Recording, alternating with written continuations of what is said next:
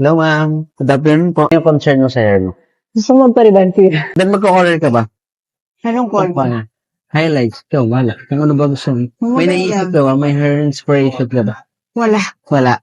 Sige. Pakitaan na lang kita ng mga kulay. Yeah. Tapos, focus Kasi ko muna, ma'am. nag-arrange ko nung pinakulor ko. Oo, Nag-splitted dry. siya. Focus ko muna, ma'am, para mas makita natin Okay. kung gaano katibay, ha? Yeah. Sige pa. Thank you, ma'am. Thank you, kuya. Kumusta, ma'am? Mabuti. Maganda. Ayos naman. Yeah.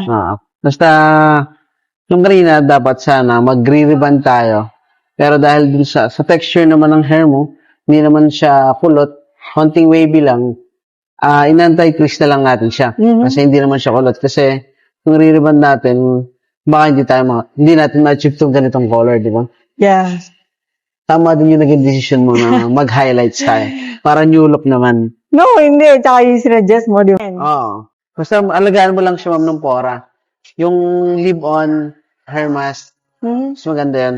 Yung leave-on, ma'am, after mo mag-wash, spray mo lang siya sa kamay mo, then spread mo lang dito. Oo, Para pag okay. sinuklay mo siya, wala na yung buhol-buhol, yung detangle. Okay. Thank you so much, ma'am. Thank you. Happy ka naman. Of course. Thank you so much, ma'am. Thank Ingat po you. sa flight Yes. tomorrow.